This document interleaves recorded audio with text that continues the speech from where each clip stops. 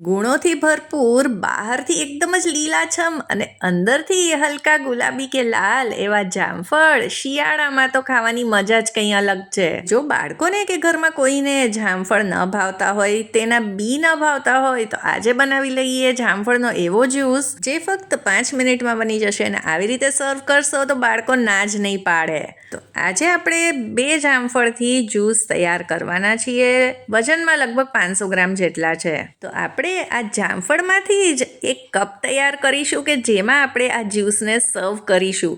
તો બાળકો પહેલાં જ્યુસ પીશે અને પછી તે કપને ખાશે એટલે તેમને ખૂબ જ મજા પડશે. તો જામફળને ઉપરની સાઈડથી થોડુંક આ રીતે કટ કરી અને પછી ચપ્પુની મદદથી આપણે તેમાંથી પલ્પ કાઢી લઈશું.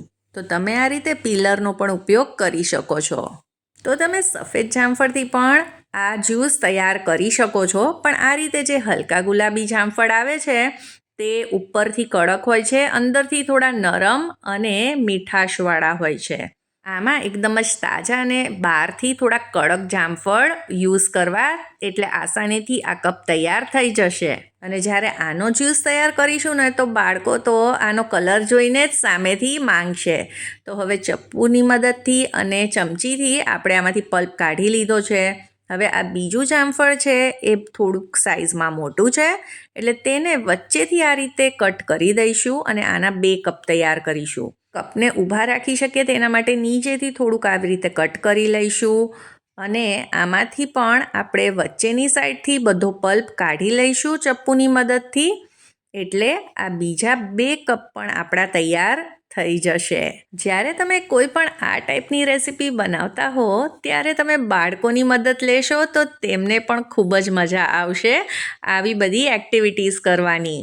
હવે આપણે બધો જ જામફળનો પલ્પ કાઢી લીધો છે. તો જ્યુસ બનાવતા પહેલાં સૌથી પહેલાં આપણે આ કપ તૈયાર કરી લઈએ.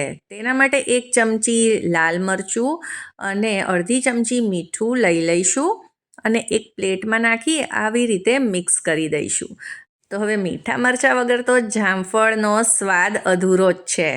હવે જે કપ્સ આપણે તૈયાર કર્યા તેની કિનારી ઉપર આપણે થોડુંક લીંબુ આ રીતે ઘસી દઈશું અને પછી મીઠા મરચાંમાં આ રીતે તેને ડીપ કરીશું એટલે તેની ઉપર આ સરસ રીતે મીઠું મરચું લાગી જશે. એટલે આ દેખાવમાં પણ સરસ લાગશે અને જ્યારે જ્યુસ પીધા પછી આ કપને ખાવાનો હોય તો તેમાં પણ સરસ ટેસ્ટ આવશે. તો આવી જ રીતે આ બધા કપ આપણે તૈયાર કરી લઈશું. તો જ્યુસ બનાવતા પહેલાં આ કપ તૈયાર કરીને રાખી દેવા. હવે જ્યુસ બનાવવા માટે અહીંયા મેં મોટું મિક્સર જાર લીધું છે. તેમાં આ બધો જ જામફળનો પલ્પ છે એ એડ કરી દઈશું. આપણે ઉપરનો લીલો ભાગ નથી નાખ્યો એટલે આ જ્યુસ એકદમ જ ગુલાબી બનશે. 2 ચમચી ખાંડ ઉમેરીશું. 1 ચમચી સંચળ પાવડર એડ કર્યો છે. સાથે જ અડધી ચમચી જેટલું મીઠું એડ કરીશું. સાથે જ 1 ચમચી ચાટ મસાલો પણ ઉમેરીશું. હવે અત્યારે આપણે 1 કપ પાણી એડ કરીશું અને આ બધી જ વસ્તુને ગ્રાઇન્ડ કરીશું. પહેલેથી વધારે પાણી ઉમેરશું તો પછી આમાં થોડાક પીસ રહી જશે, સરખી રીતે પીસાશે નહીં.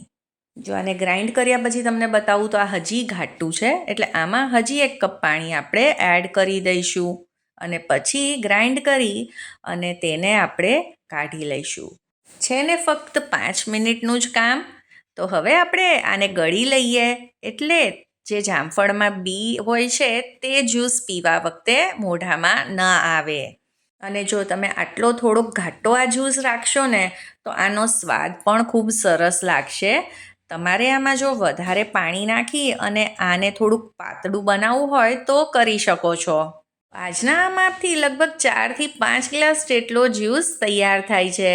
તો સૌથી પહેલાં તો આપણે આ બનાવેલા જામફળના કપમાં જેને કાઢીને સર્વ કરીએ. જોતાં જ પીવાનું મન થાય તેવો જ્યુસ બન્યો છે ને. તો તમે પણ જરૂરથી આ રીતે બનાવજો.